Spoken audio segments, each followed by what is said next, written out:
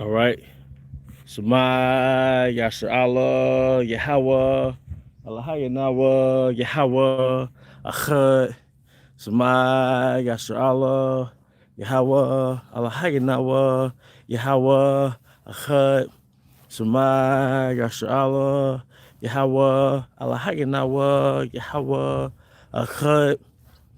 All right. Barakatah Yahweh, Barakatah Yahweh Shai, Barakatah Yahweh, Barakatah Yahweh Shai, Barakatah Yahweh, Barakatah Yahweh Shai, Bahashem Kodash. I want to give double honors to our apostles and our apostles of Great Millstone Ruel and elder bishops in Great Millstone Ruel. All right, peace and blessings to the house of David the elect. All right, Shalom, brother. Shalom, shalom. All right, and what I want to go into today is something that I have been meditating for about a week or so prior to doing this live stream, called the enchantments of love in this society.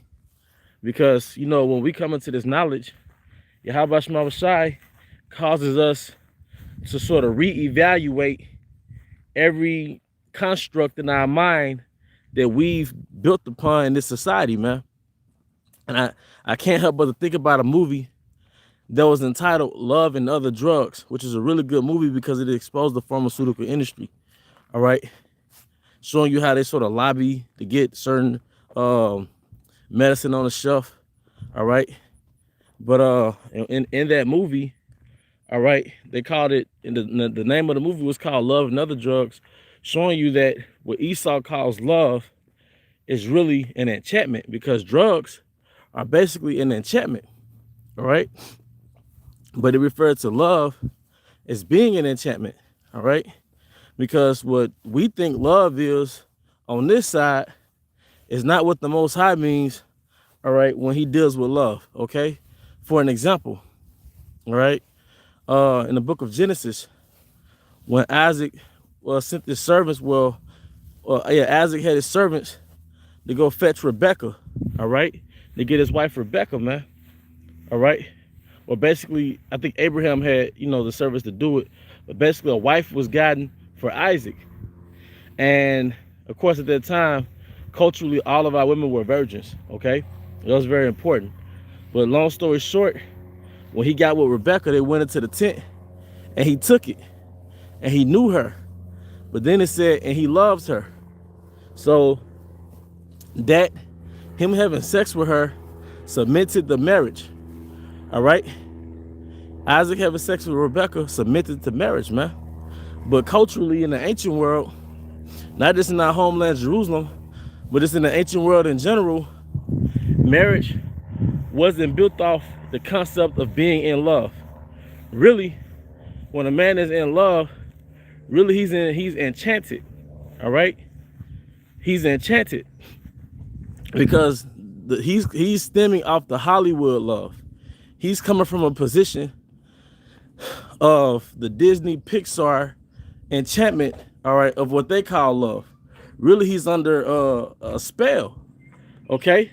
But it's like a drug because you releasing these same hormones that you'll release if you were on drugs, man. All right? But the Most High set it up to release these hormones, these pair-bonding hormones called oxytocin, with your woman, which is your wife. But see, we didn't build nations of couples being in love. Now your woman to be in love with you, but we didn't build nations of man being in love. All right, we put marriages together to build power and to build families, which in essence build nations. Okay, marriage, contrary to Western belief, was not built off the concept of being in love. All right. Because what happens is when you have an arranged marriage, all right, you really don't know that person until y'all, have sex. But then y'all grow to love each other over the years. See, in degraded ass America, I had to take a seat, man. This Mississippi heat is something else. But in degraded America, okay, you might meet somebody and y'all might come in having sex or whatever. But then there's the infatuation phase, what they call the infatuation phase, all right? But then that goes away. So Then after the infatuation phase, she might lose interest. All right. Then she might hop to the next man, or she might have already been dealing with other men, casually dating. All right. Openly dating, whatever you want to call it. All right. But that's all, that's cesspool, man. That's cesspool behavior. Or y'all fell out of love, so now y'all no longer want to be with each other. All right. But the real love, it happens over a period of time. Nobody's gonna be in love how they were when they first met. Then 40 years later, they still no love comes from it's a bond from being a team in a team with somebody, man.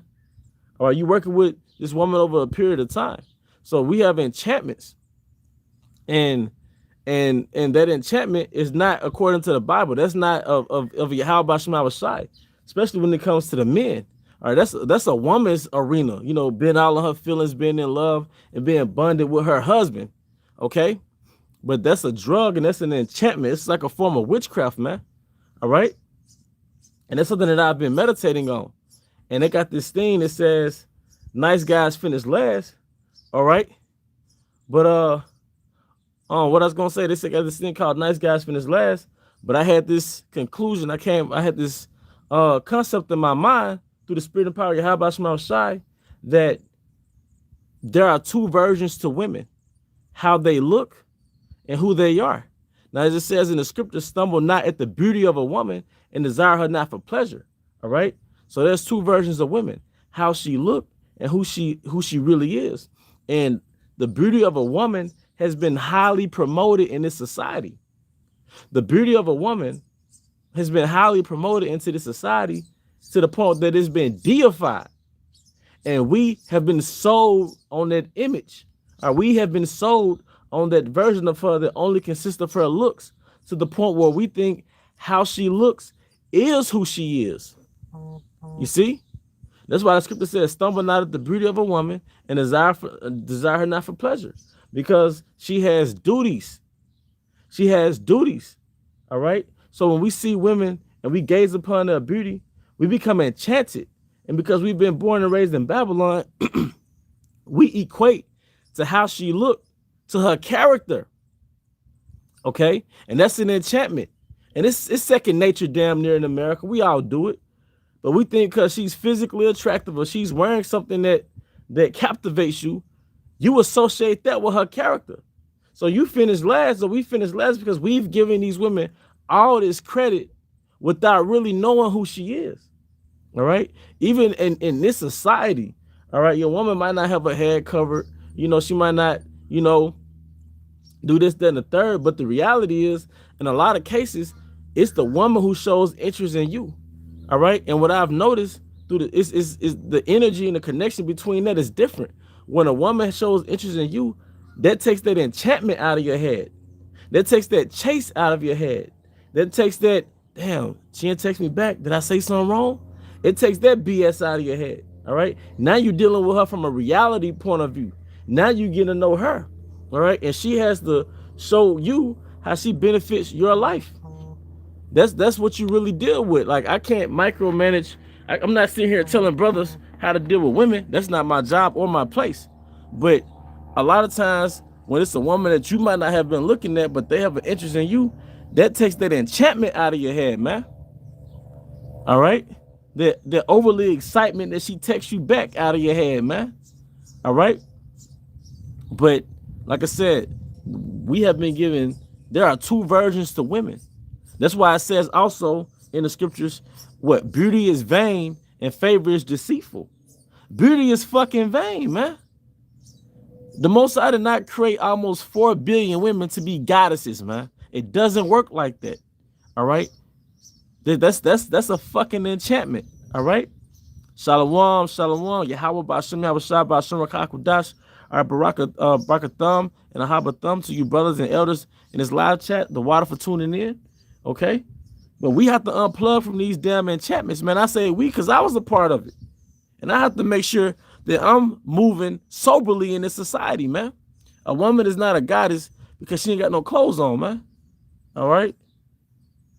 Right. They wake up every day looking for them likes. That's right. And you think about it, because a lot of brothers go on social media, you might have a business. You might sell a product. You might sell bracelets and crystals or whatever your talent is. Then you go on Instagram and you have women, they just take fucking pictures of themselves and they get all these likes, man. All right. But you know, drawing back to the scriptures, man.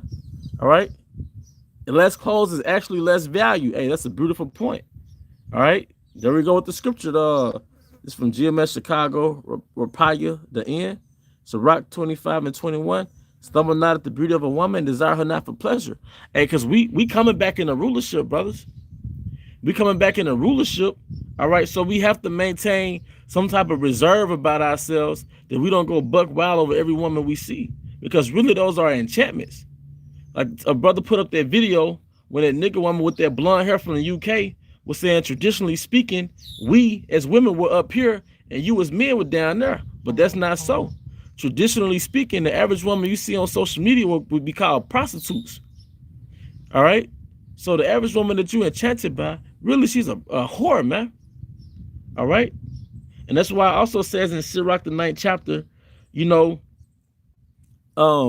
gaze not upon a maid and go not in the way with the harlot, lest you be taken by her deceits, basically, man. All right, that's another one. Yep. Sirach 18 and 30. Go not after thy lust, but refrain thyself from thy appetites. And that shit will save you, man. Because truth be told, it's an animal inside of us, man. We have a beastly nature inside of us. So the Most High gave us laws to rule over our own beastly nature. All right. That's why I said, in the scriptures, how we once lived after the flesh. We once lived after the Gentiles. If you look up that word flesh, that goes into a primitive beastly nature. When you look up these series about the Roman Empire, that's just a caveman and his rulership. See, America, don't get it twisted. Don't let the power and the riches deceive you. It is a caveman in a first world country. But the behavior is still that. It's still vowed like that of a base man. All right. Proverbs 23 and 2. And put a knife to thy throat if thou be a man given to appetite. And that's a beautiful scripture. That goes right into that scripture in Sirach. Stumble not at the beauty of a woman, desire not. I'm sorry. Go not after thy lust, but refrain thyself from thy appetites, man. And they also got this thing where it says, like, why don't women like nice guys? But for one perspective, I believe we've been duped. I think somewhere after the feminist movement, women have been liberated. And that's a fact. Women have been liberated. But what were they liberated from, man? They were liberated from a traditional structure that guarded them from their own nature. Because, as it says in Sirach, if a daughter be shameless, keep her in straitly. So traditionally, you'll keep your daughter in straitly till she became an adult, so to speak, and then she got married off. Traditionally, women were expected to be virgins before they quote unquote got married. So this new paradigm where women leave high school, then they go to college and play the field and delay what they call marriage in this society, that's not a natural phenomenon. You putting yourself on birth control and you having all these sexual partners, that's not a natural phenomenon. Now the man that you're going to quote unquote marry, all right, he's going to get a used product. And when women stop looking for families, and that caused women to not prioritize having a family at a young age. So if she stopped looking for a family at a young age, what does that mean? She stopped looking for a family man at a certain age.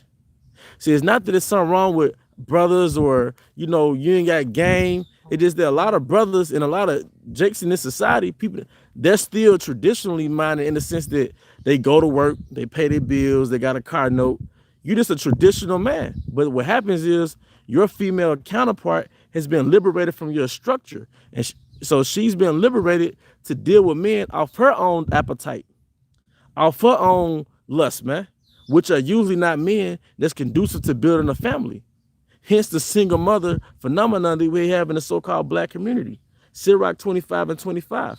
Give the water no passage, neither a wicked woman liberty to guide a bride. And don't you know that when you rule over your family, whether it's your wife, your son and daughter, all right, you're civilizing them. That's why, that's why when they took the men out the household, they took civilization out of society or civilization out of our nation, because the man he civilizes, all right, his subjects. Just on a broader scale, you will take over, say, a pagan nation, so to speak, like the European colonization narrative. They civilize everybody. That's what they say. Or you take your sons and your daughters and you civilize them. That's why you got your son. He has that willful, wild nature, but you whoop him and you correct him, and you have him, pull his pants up and say yes sir, no sir. For an example, that's a form of civilizing, man. When you have your daughter raised by mature women and she's taught self-respect and to curb her appetites and reserve herself for an actual real man, all right, you're civilizing your daughter. Well, so because people without the law, statutes, and commandments, people without structure are animals. So when you see our women outside of the construct of what we call marriage today, really she's in a very primitive state, man. All those twerk videos and women just wilding out, really they're in the wild. We're part of a structure that keeps us civilized, man. And you see niggas in the world, those niggas are in the wild, man. All right.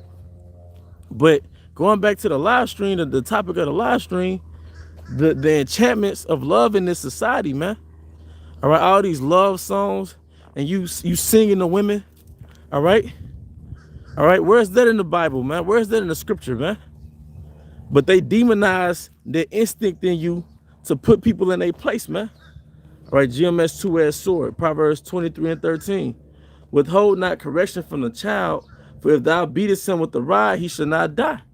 And something that a lot of us know because we have children and stepchildren and all the other stuff is that discipline, hey, it cultivates them, it civilizes them. If you look up the word chastise in the New Testament, one of the key definitions is surprisingly, it means to cultivate and nourish, all right, and also to correct. So when you raise children, you're really civilizing them out of their basic nature, all right. That's why when Esau had the welfare state and the feminist movement and subsidized single parent household, what type of men and women that produce? It produced men and women who are going off their natural instinct. Yep. Hey, Lawrence here said, "Lord, love is blind." All right. But yeah, the feminist movement, the welfare state, Esau created communities that were like enclosed jungles. That's why they called the hood the concrete jungle. But what made it the jungle? They took the men out the household. So what does the man do? He controls his subjects. He dominates the nature of the people under him. He protects you from your own nature, whether it's the daughter and her promiscuous nature or the son and that wild brute nature. But when they took that out the household, what did you have? All right. You had Amos 7:17. That's what you had. Thy wife should be a harlot in the city. And it said thy sons and thy daughters shall fall by the sword, man. You had what's the Isaiah 51? And our sons like wait as a wild bull, man. It's a wild bull in the net. But part of that was manifested when he took those rulers out of the household. He took those men out of the household. Now he has a philosophy that it's just second nature for a woman to just have children without being part of a structure. Proverbs 22:6. Train up a child in the way he should go, and when he is old, he will not depart from it, man. All right.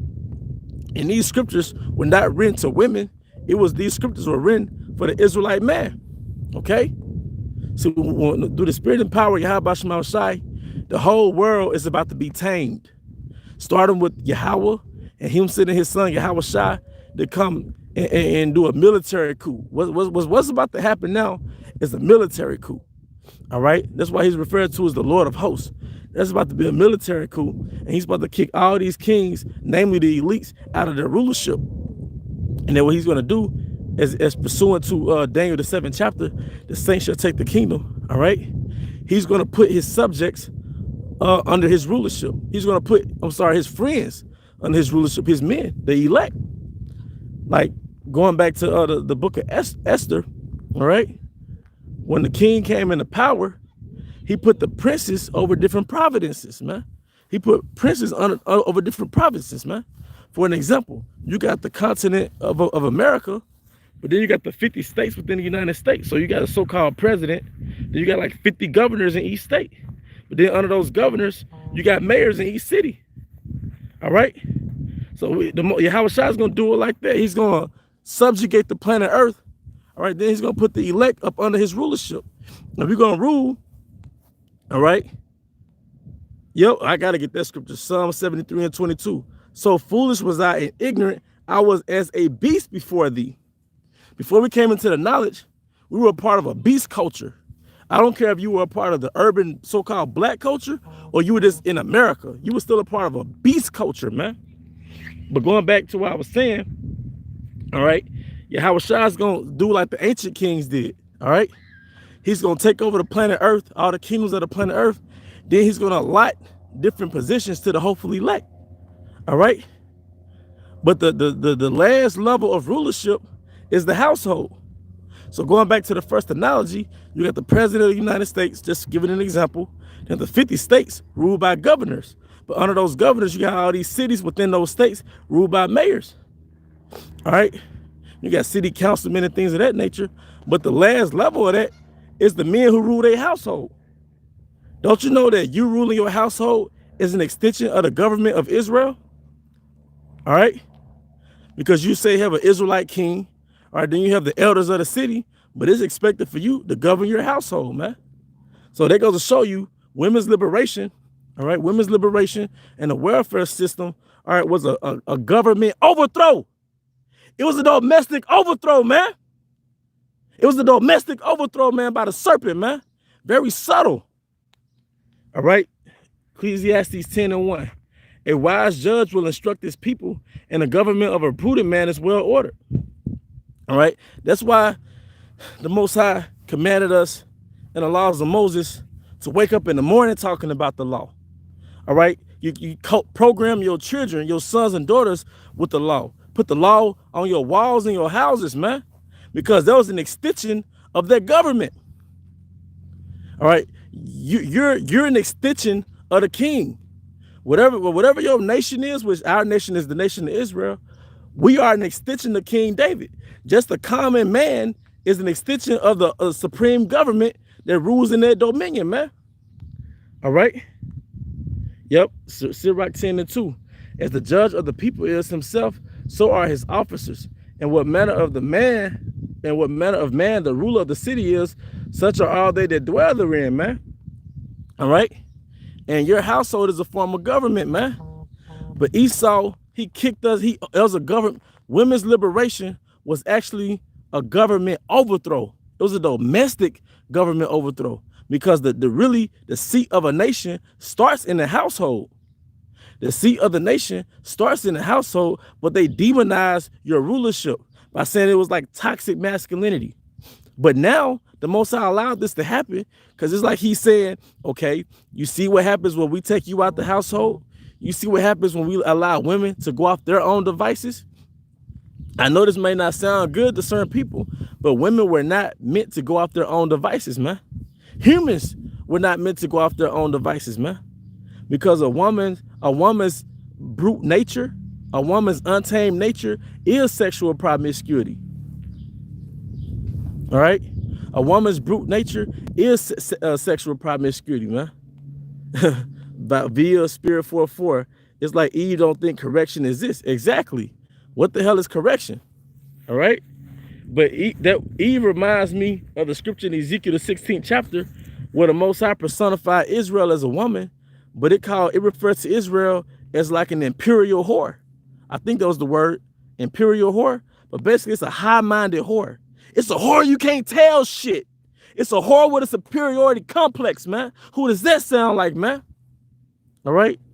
Eve is a microcosm of the nation of Israel. And that's why we over here in the first place, man. That's why we got to suffer this shit, man. All right? Let me go back to it. Sirach 39 and 17, because Yahweh have deprived her of wisdom, neither have he imparted to her understanding. Right? So now we see why over there in the Middle East, they especially like in the I want to say Saudi Arabia, those women are required to be covered, man. Those women are required to reserve themselves to marriage, man. All right. And one might say, yeah, those women were required reserved for marriage, and they have strict regulations on women because they understand the nature of a woman. Like the red pill community goes into the nature of a woman, and we pretty much get it. All right, it's basically it's a snare type nature, and it's a promiscuous nature. All right, Sirach 25 and 24. Of the woman came the beginning of sin, and through her we all die. All right, and we can have more than one woman, but guess what? Our culture, all right, regulates that. It gives us laws that if you do have more than one woman, these are the laws that you can't, whatever you was giving your first woman, you can't stop giving it to her if you got a second woman. Now, that's not convenient now, but just in general, in theory, you know. But a woman might say, well, how come y'all can have more than one woman, but we can't have more than one man? All right, you can't regulate promiscuity. If you have sex with different men, how we gonna know who the father is, man? All right, and don't stop questioning the ways of Yahweh Shema Shai. Then y'all outnumber us, man. So what does that tell you? All right, Exodus 21 and 10. If he take him another wife, hey, brother's quick, man. God, dog. Exodus 21 and 10. If he take him another wife, her food, her raiment, and her duty of marriage shall not diminish. That's called regulating our polygamous nature.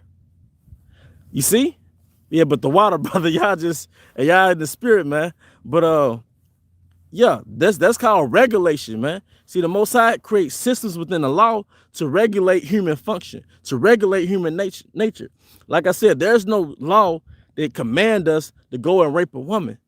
But that's part of human nature, to where a man can very well possibly see a woman and he can't contain himself and he takes it. The Most High didn't tell us to do it, but he gave us a law to regulate it if it did happen. See? Our nation is so bad, man. Government, the concept of governing, that's high power, man. All right. Genesis 9 and 7. And you be ye fruitful and multiply, bring forth abundantly in the earth and multiply therein. Right. And we will be fruitful and multiply. And that was the original commandment. And the Most High gave us structures and systems to do that, man. All right. But Esau, he took our nation and he polluted it, man. In something called nigger culture. All right. And that's something else I want to say on my spirit and the water for bringing out these scriptures, brothers. The underworld in our society was never supposed to dominate our nation. And I got to stop saying black culture, Hispanic culture, Native American culture. All right. Because in every culture, you have promiscuity. You got the underdogs in that society. You got the underworld. You got the drug dealers, the drug users, the pimps, the gangsters. All right. The hustlers. Like I said, the prostitutes. They all belong to the underworld. All right. In a modern day existence. But that was never supposed to dominate our nation. So the average so-called Israelite man thinks he's a damn street nigga. All right. To the average Israelite woman is an imperial whore that has niggas all in her phone, man. All right. That was supposed to never dominate the existence of our nation, man. All right. So that's the way you know that it's out of order, because the very woman that you instinctively pursue because you were sexually enticed, you don't want your daughter, you don't want that woman to have your daughter. You don't want your daughter to become that woman. That's how you know our nation is out of order, man, because the very thing that you go after you like, you don't want done to you. You don't want that coming from your household. All right. But if you go into the history, that degrading of human existence is part of the downfall of a nation. Before Rome fell, everything started to become degraded. Even the entertainment became degraded. It was all about sexual debauchery, even in the music. Okay. But I believe I pretty much got out through the spirit, whatever was supposed to come out through the spirit, man. But we have enchantments in the society. You know, that head over heels, being in love with some woman. That's not how we built the nation. You know, you could have got arranged in a marriage and y'all grew to love each other. Like I had a teacher from Elam. She was like, she grew to love her husband, in which she was arranged to be married in, man. All right. But all that Disney, Pixar, fantasy shit, it's an enchantment. All right. It just BS. Okay. But you know, that's pretty much the point, man. You know, not acting like we all callous over here. We walking around beating our women, but we do have to unplug from certain false realities. That's why they got that thing called the beta male and the blue pill. All right, because He's maneuvering in this world through a rose-colored glass, man. Colossians 3:2, set your affection on things above, not on things on the earth. All right. But that's pretty much the point. You know, the water brothers for tuning in to the live stream.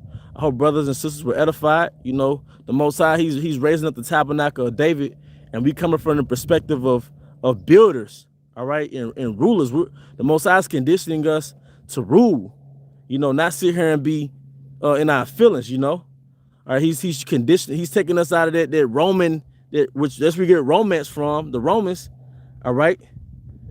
He's taking us out of that romance state of mind and put us in that ruling state of mind. But with that, I hope you brothers and sisters were edified. Once again, I want to give all honor and glory to Yahweh Shema Shai, by Hashem Kakudash, double honor to our apostles, great millstone rule well. Peace and blessings to the house of David the elect. Abba, come Yashala, Shalom.